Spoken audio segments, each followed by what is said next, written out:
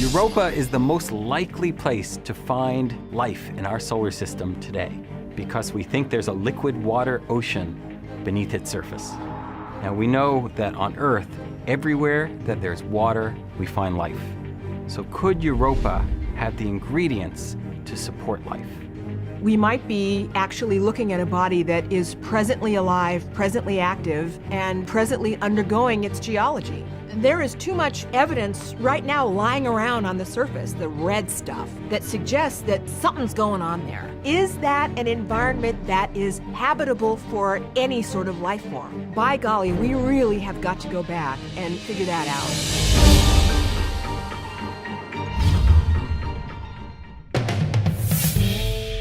We have designed the Europa mission to take a spacecraft and its set of instruments all the way from planet Earth to Jupiter.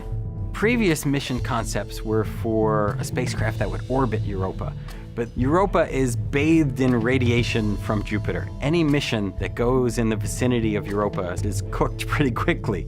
Instead, we're looking at a mission that will orbit Jupiter, make close flybys of Europa, and then zip out of the high radiation region. Kind of like when I was a kid, we had the sprinklers, and we didn't want to be too close to the sprinkler head, so we would run in and get a little water and then run back out again.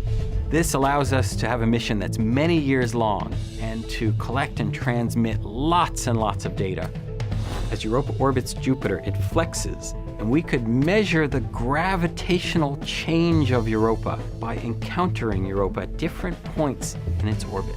On a typical flyby, we would turn on our remote sensing instruments, we would image the surface, we would interrogate the surface with spectroscopy, and we would do the same thing on the way out. And we would essentially rinse and repeat and do this many, many times until we understand Europa globally.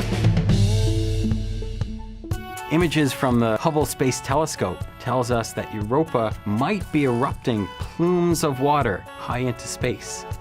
If that's true, then we could fly through those plumes with a spacecraft and literally taste it to understand the composition of Europa's interior.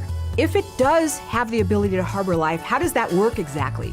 We'll have enough instrumentation to really pinpoint exactly how the mechanisms would work for replenishing the nutrients in a subsurface ocean.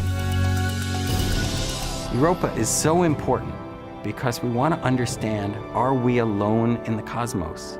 If there's life in Europa, it almost certainly was completely independent from the origin of life on Earth. That would mean the origin of life must be pretty easy throughout the galaxy and beyond.